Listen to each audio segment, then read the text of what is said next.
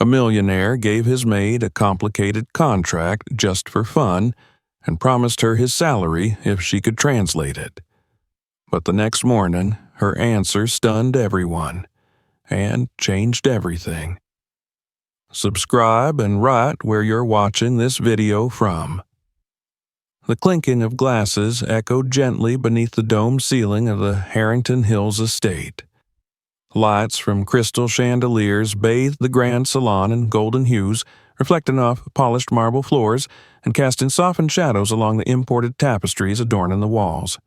Waitstaff, in crisp uniforms, glided between conversation clusters, offering oysters, foie gras, and vintage champagne that cost more than most people's rent. The room smelled of money, roses, and a faint trace of cigar smoke that no ventilation system could entirely suppress. At the far end of the room, seated beneath a 17th century oil painting of a naval battle he couldn't name, William Carter was holding court.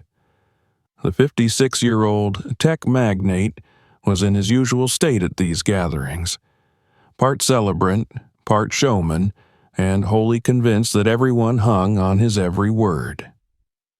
Dressed in a custom Italian tuxedo with cufflinks shaped like microchips, he leaned back in his chair, swirling his drink as if performing for a silent camera. "They think we're just going to hand them access to our source code," William said with a scoff, eliciting knowing laughter from the cluster of venture capitalists and board members around him. Their legal team buried it under 3 layers of diplomatic flattery and obscure technical jargon. Our lawyers are still peeling it apart like a damn onion. The laughter grew louder, a smooth, layered sound of practiced charm and elitist confidence. Someone made a joke about needing to hire a Cold War cryptographer. Another proposed feeding the whole document into an AI model and hoping for divine intervention. The mood was boisterous, but there was a competitive edge to the room. These were people who understood that a single misstep in a contract like this could cost hundreds of millions. And yet, for now, it was just after dinner theater. That was when William spotted her. She was moving across the room with the quiet grace of someone long accustomed to being invisible. Maria Hudson wore a modest dark blue house uniform, her tightly coiled black hair pulled into a low bun, her expression as unreadable as polished stone. She carried a silver tray with the precision of a surgeon, weaving silently between guests, careful not to bump shoulders or interrupt conversation. She didn't flinch at the jokes. She never did. "Maria," William called out, raising a hand as though summoning a cab. "Come here a second." She came without hesitation, as she always did. "Yes, sir?" He held up a single sheet of paper, smirking as though he were about to deliver the punchline of a private joke. "You see this? This document has our entire legal department scratching their heads. We're dealing with a contract from a firm in Slovakia. 3 languages mashed together. Half the technical terms don't even exist in English. But I have a proposition." The room leaned in, some sensing mischief, others preparing to laugh.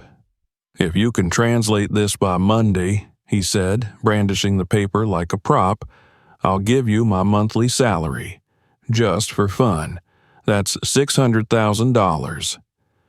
There was a moment's pause before the wave of laughter began. It was loud, indulgent, dismissive. One of the junior partners whistled mockingly.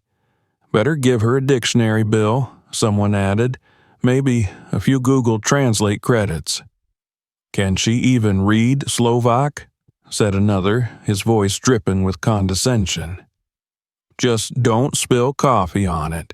Diane Williams, the CFO, chuckled. "That's a real carpet." Maria stood still, hands lightly folded in front of her, her expression unchanged. She took the document with quiet fingers, glanced at it without urgency, and gave the faintest nod. "Very good, sir," she said simply. "Oh, and Maria," William added as she turned to go, "you'll need to work through the weekend. No excuses. And make sure the guest suites are ready by morning. We've got company staying over." "Yes, sir," she replied and walked away, her shoes silent on the $1,000 wool rug beneath her feet. No one noticed the tightening of her jaw. In the hallway beyond the party's din, Maria allowed herself a moment to exhale. Her back ached from hours of standing. Her hands, aged by work and chemical cleaners, trembled slightly as she held the document. Not from fear, not from intimidation, but from something sharper and older: indignation. She passed through the side corridor into the kitchen, where the noise of celebration became a muffled echo. The kitchen was spotless, as it always was, thanks to the hours she'd spent earlier that day disinfecting the counters, polishing every visible surface, restocking the liquor cabinet with exacting precision. She placed the contract gently on the marble countertop, smoothing its edges. The language was unfamiliar at first glance, dense, technical, fragmented between standard legal structure and annotated notations in shorthand. Most would have stared blankly, but Maria had already begun mapping its logic. The sounds of drunken laughter drifted faintly from the dining room, where William Carter and his guests toasted another successful acquisition. Maria didn't hate them. Not exactly. Hatred required intimacy. What she felt was something different, the slow, persistent burn of erasure. 2 decades she had walked this house, cleaned their messes, folded their clothes, nursed William's first wife through the final stage of her illness, taught his children to hold a spoon, to tie a shoe, listened to them cry at night when their parents were gone on business trips. And yet she had no name. Not really. She was the help, a role, a shape, a background noise in a rich man's life. She opened the cupboard above the coffee machine and retrieved her personal tablet, tucked carefully between spice jars. Then she pulled out a small, battered notebook from her coat pocket and began cross-referencing terms. Some parts she would need help with. Others were already familiar. By the time she left that night, after ensuring the guest linens were warm and the wine cellar re-inventoried, she had already begun. Outside, her 12-year-old Toyota wheezed to life beneath the soft orange glow of the street lamp. She drove through the sleeping city, its wealthy homes giving way to apartment buildings with cracked paint and flickering fluorescent lights. Her neighborhood was quiet, but not dead. There were still porch lights on, kids playing in parking lots, the occasional mother pulling a double shift at the hospital, returning with tired eyes and fast food in hand. Maria parked and climbed the narrow stairs to her 1-bedroom unit on the 3rd floor. The walls were thin. She could hear her neighbor arguing with someone over speakerphone. Her apartment was neat and quiet, a universe of order and purpose. Here, she was someone. She changed into a worn t-shirt and loose pants, boiled water for tea, then sat at her old desk beside a wall of books. Not decorative volumes, real books, linguistics, cryptography, comparative syntax, old university publications from Nairobi, Johannesburg, and Oxford.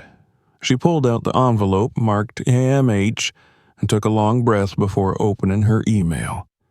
In the subject line she wrote, "Urgent. Translation assistance requested. To Dr. A. Lennox. Message. I hope this message finds you well. Apologies for the hour, but I need your help. I have a document that may be crucial. Technical, partial Cyrillic, heavy encryption language. Attached is a photo. I'll owe you a great debt. Warm regards, Maria H." The attachment uploaded slowly. Her internet had always been spotty at night. When the file finally sent, she sat back and stared at the quiet screen. For a moment, she felt suspended between 2 lives. One, the woman in uniform fetching napkins and scrubbing countertops. The other, the academic who once gave lectures on covert linguistics and international diplomacy. She poured the tea, opened her notebook, picked up her pen. The clock read 11:48 p.m. She had until Monday morning. That gave her just over 2 days. It would be enough. The following morning broke without fanfare, shrouded in the usual gray of a city between seasons. Maria woke before her alarm. She always did. Years of conditioning had honed her into a being of routine, efficient, quiet, invisible. But this morning was different. A low hum vibrated in her chest, as if some dormant wire inside her had been jolted back to life. She moved through her modest apartment with practiced ease, boiling water, folding the bedspread, straightening her few possessions, yet her mind wasn't here. It was still tangled in legal phrases and strange notations in the margins of a contract someone had thought she couldn't even read. After breakfast, instant coffee, dry toast, a boiled egg, Maria sat back at her desk. Her inbox held a single reply. From Dr. Lennox. Just saw this. Fascinating document. You're right, it's technical, encoded and veiled in bureaucratic phrasing. Looks like a hybrid legal technical agreement involving data migration and encryption protocols. I can help decipher some of the jargon, but you'll need to piece the logic together. Sending you a glossary of terms and their likely meanings in context. Talk soon. She smiled faintly. Lennox had always been direct. It had been over a decade since he spotted her at a charity function in New York, where she was passing hors d'oeuvres in borrowed shoes and an apron too tight at the wrists. He'd stared too long before pulling her aside and whispering, "It's you, isn't it? From the Nairobi conference." She had begged him not to say a word. He never had. The glossary arrived as a Word document, meticulously formatted and annotated. She opened it in a split screen beside a high-resolution scan of the contract. The layout was jagged, fragmented. Some lines written in Slovak, others in English legalese, and still others in what appeared to be proprietary shorthand. No wonder Carter's lawyers had choked on it. This was more than a standard business agreement. This was a deliberate maze. She pulled her notebook closer, flipping through old entries in crisp, slanted handwriting, diagrams, comparative syntax trees, notations in Amharic, French, and Mandarin. Her fingers moved almost instinctively now, decoding sentence structures and translating not just words, but intent. One paragraph in particular caught her eye. It described the integration of an external API within Carter Tech's data infrastructure, but the terminology used, passive data mirroring, enclave bypass, auxiliary security anchor, suggested a silent channel for surveillance or extraction. It was subtle. Burying it in foreign language clauses was clever, dangerous. Maria took a long breath. She hadn't felt this level of focus in years. The noise of the city, the faint thudding from the apartment above, even the whine of old pipes, all disappeared. She was in a tunnel now, surrounded only by words, logic, language. In this space, she was no one's maid. Time blurred. She worked through the afternoon, then into the night. She broke only to sip water, microwave a bowl of rice, stretch her fingers. Every so often, she stood at the window and watched life move on below. Neighbors coming home from night shifts, couples arguing on the sidewalk, music from a nearby car rattling a window pane. But inside her apartment, there was only the rhythm of the keys and the scratch of her pen. At one point, she pulled a photo from the small drawer beneath the bookshelf. It was creased and fading. A man with soft eyes and a crooked smile held a toddler in his arms, both squinting into sunlight. That had been Nairobi, the last summer before the crackdown. Her husband, Samuel, had been a professor of political theory. He'd spoken out against the regime on a panel that had been recorded, then disappeared a week later. She'd spent a month searching, then another month arranging passage out of the country. She hadn't been able to bring his body home. Only the child, and eventually, even her daughter had grown and left. Now, Maria sent money to help with nursing school in Georgia. The girl never asked how her mother earned it. She was too kind for that. Maria placed the photo back, wiped her eyes without thought, and returned to work. She translated each clause with painstaking care.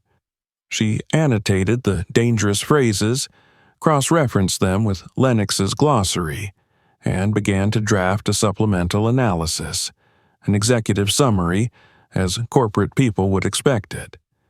She highlighted what she suspected were embedded clauses meant to trigger automatic rights transfers upon certain milestones: integration of shared technology, patent finalization, international shipment. One clause stood out like a loaded trap: jointly developed products, including any proprietary variants derived from parallel algorithms, shall be considered shared property under the controlling interest of the primary hosting subsidiary. In English, once Carter Tech began using the partner's systems, the partner could claim ownership of any software or platform that evolved through joint usage. It wasn't just a foot in the door. It was a blueprint for takeover. The sun rose on the second day as she finished transcribing the final page. Her eyes ached, but her mind was sharp. The document was no longer a mystery. It was a weapon disguised as cooperation, and William Carter had almost signed it with a toast and a laugh. She printed 2 versions, one full translation, the other a concise risk summary, and placed them carefully in a manila folder. Then she stood in the quiet morning and stretched her shoulders. The apartment felt smaller than ever. Her breath echoed off the walls. Maria showered, dressed, and packed her bag for work. The uniform had always felt like a barrier, a disguise, but now it felt almost ceremonial, a costume worn for the final scene of a long performance. As she tied her apron and slipped her feet into worn flats, she took one last look at the folder on the counter. $600,000. That had been his joke. But this wasn't about money anymore. This was about being seen. She left early, the streets still half asleep. The estate loomed as always, ornate gates, manicured hedges, the gleam of polished glass catching morning light. Maria parked in the rear lot, used the service entrance, and moved through the back corridors like a shadow. She passed the chef humming to himself, the groundskeeper with his headphones in, and the new intern who barely nodded at her. By 7:30 a.m., the breakfast service was underway. Maria laid out fruit trays, arranged plates, and filled coffee carafes. She worked in silence, invisible again, but her bag with the folder remained near, tucked against the wall behind a curtain. She waited. Around 11 a.m., the household stirred. William emerged first, in a robe and sunglasses, nursing a hangover. He was followed by Diane and 2 others, all wearing the disheveled sheen of indulgence. They gathered around the breakfast nook, groaning and joking. "You know," one muttered, reaching for a croissant, "I had a dream last night that Maria translated that contract and sued us for copyright infringement." William snorted. "If she had, I'd be impressed. Maybe she moonlights at the UN." Diane raised her brow. Should have given her a deadline. Bet she forgot it existed. Maria approached the table with a tray of glasses. She waited until the laughter subsided, then calmly set the folder down in front of William. "I've completed the translation," she said. The room fell silent. William blinked at her, then at the folder. "I'm sorry, what?" "The document. You requested a translation by Monday. It's Sunday. I've also included an analysis of the potential risks." The silence now was total. Maria felt every eye on her, their amusement souring into confusion, then doubt. William slowly opened the folder and began scanning the first page. His expression shifted, brow furrowing. Diane leaned over his shoulder, reading along. Then she took the folder from him entirely, flipping pages with increasing urgency. This can't be right," she said quietly. "This clause here, control and interest of the primary hosting subsidiary, that would override our ownership." William took the folder back. "What the hell is auxiliary security anchor?" "It refers to a hidden control channel," Maria said evenly. "It would allow the partner access to your infrastructure without your knowledge. Passive, but persistent. The clause on page 7 authorizes it." Diane's mouth hung slightly open. Another executive, the younger one, pulled out his phone and began texting, his fingers flying. William's hands trembled as he set the folder down. How did you? Maria met his eyes for the first time in years. "Before I left my country, I was a professor of linguistics and computational language theory. I specialized in cryptographic structures and multilingual technical law. I taught at the University of Nairobi." The table was still, for the first time, truly still. "No one ever asked," she added softly. William stood abruptly, knocking over a glass that rolled and shattered on the tiled floor. He didn't notice. He looked at her as if seeing her for the very first time. The room wasn't laughing anymore. William didn't speak for a long time. He stood there, staring at the woman he had passed daily for nearly 2 decades, as though she had suddenly emerged from a shadow he never knew existed. Maria stood motionless, her hands gently clasped in front of her apron, the same posture she had always used when awaiting instructions. But today she was not waiting. She had finished what she came to do. Diane slowly closed the folder and set it aside. She was no longer glancing at Maria with polite detachment. Now there was something almost reverent in her expression, something that William could not quite name, but which burned a quiet hole in his pride. The others around the table remained seated, unusually still, their half-eaten pastries growing stale on porcelain plates. No one made a joke. No one dared. "Everyone out," William finally said, his voice low and unsteady, "except Maria." The executives hesitated for a moment before gathering their things. Diane hesitated the longest, the folder hugged to her chest, her eyes darting from William to Maria and back. At last, she gave a quiet nod and left the room without a word. The door closed behind them with a soft finality. William exhaled sharply and turned toward the tall window, rubbing his temple as though the sunlight itself hurt.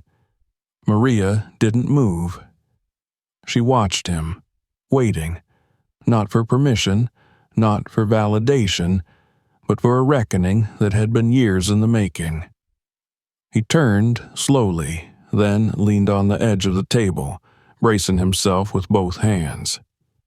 "I don't even know where you're from," he said, the words falling out in a mixture of frustration and awe. "I never asked. Why didn't you ever say anything?" Maria raised her chin slightly. "Because you never asked, sir." There it was, simple, clean, irrefutable. He nodded once, a small, hollow sound escaping his throat. Then he motioned towards the chair across from him. "Please," he said, almost whispering. "Sit." She did, carefully lowering herself into the seat she had never once occupied in this room, though she had dusted it every week. The irony settled around them like fog. "How much do we pay you?" he asked, still staring at the floor. $52,000 annually, Maria replied, plus health benefits and 2 weeks of paid vacation. William let out a bitter laugh. 52. Jesus Christ. And for how many years now? 18. He ran his fingers through his hair. "You've handled my children's school forms, organized my library, run this house better than any staff I've ever had. And now, you've just saved my company from losing proprietary control of an entire platform." Maria remained silent. He lifted his gaze to meet hers again. "Why did you help me?" She didn't answer immediately. She folded her hands in her lap and took a long, measured breath. "Because I work here," she said, "and what happens to this company affects everyone under its roof, myself included. The money you would have lost, it wouldn't just disappear. You would have made cuts, laid off your staff, maybe sold this house.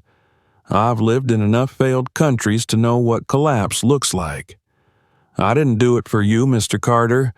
I did it to keep the lights on for people who don't get invitations to your parties." The words landed without malice. They were simply true. He nodded slowly, eyes distant. Then he straightened up, walked over to a desk drawer, and unlocked it with a silver key. From it, he pulled a checkbook, thick and pristine, the kind few people in his circle ever used but kept anyway for dramatic moments. "I made a promise," he said, sitting and carefully writing on the topmost page. $600,000. I thought I was being clever. Cruel, even. I meant it as a joke. Maria watched his pen move steadily, each loop of ink a quiet act of reparation. "I know," she said. He tore the check and slid it across the table. "This isn't just about a promise. You saved my company. You exposed vulnerabilities that our paid experts missed. That document was a disaster waiting to happen." Maria looked at the check but didn't touch it. Her hands remained folded. He noticed and leaned forward. "I want to offer you something else," he said. "We're expanding our international division. We've already launched deals in Singapore, Berlin, and Johannesburg. We need someone, no, we need you, to advise on cross-border legal translation and cultural oversight. It would be a formal role. Proper salary, benefits, whatever you need." Maria's gaze was steady. "And what would I be to the rest of the staff? A token? A curiosity? Another project to applaud?" "No," William said quickly. "You'd be essential.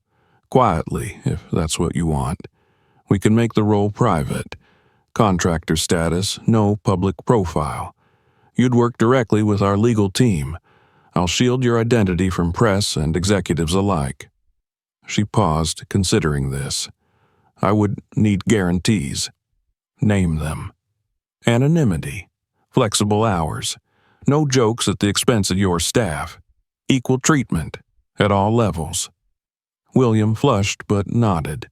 "You have my word, and I understand if it takes time to trust that." Maria finally picked up the check and folded it neatly into her apron. Then she stood. "I should finish the day's work," she said. He rose with her. "You don't have to." "But I will," she replied. "For now." William stepped aside, letting her pass without interruption. She walked out of the room with the same calm grace she had entered it, leaving him standing amid the wreckage of a moment he hadn't seen coming. 3 months later, a door on the top floor of Carter Tech's headquarters bore a modest brass plate with a single line etched into it. Dr. Maria Hudson, Director, International Linguistics and Risk Analysis inside. The office was quiet and understated. A wide desk with a dual monitor setup, foreign dictionaries stacked neatly in one corner, a black leather chair, and 2 high-backed guest seats opposite it. On the wall hung a simple framed print of an African proverb in Swahili. Silence does not mean ignorance. Maria sat at the desk, reviewing the latest contract draft from a Brazilian data security partner. She was marking vulnerable phrasing with a red pen, circling inconsistencies in patent language and noting legal overlap between clauses that might have slipped past less experienced eyes. Her reports had already saved the company 2 potential lawsuits, quietly, efficiently, and without fanfare. There was a knock at the door. William stepped in, wearing a gray tailored suit and holding 2 coffees. He placed one on her desk. "Just how you like it," he said. "Half cream, no sugar." Maria took the cup and nodded her thanks. "The Singapore deal is moving forward," he continued. "Board was impressed with your edits. You caught 3 traps that even our outside counsel missed." She didn't respond with pride or smugness, just quiet acknowledgement. He set a small package on the desk. "I thought you might want this," he said. "Open it when you're ready." Then he left. Maria waited until the door clicked shut before unwrapping the brown paper. Inside was a polished nameplate, elegant, minimalist. It read, "Dr. Maria Hudson, Director of International Linguistics and Cultural Affairs." Beneath it was a handwritten note on thick stationery. "Your choice whether to use this. Either way, you're seen now." Maria ran her fingers slowly over the engraved letters. It had been 18 years since anyone had called her doctor with seriousness. 18 years of silence, of folded hands and quiet exits, of cleaning up lives she was never allowed to live. She placed the nameplate in her desk drawer. Not yet, but soon. If you enjoyed this story, don't forget to subscribe for more. Check out the next video and explore other stories on the channel. And if this moved you, share it with someone who needs to hear it.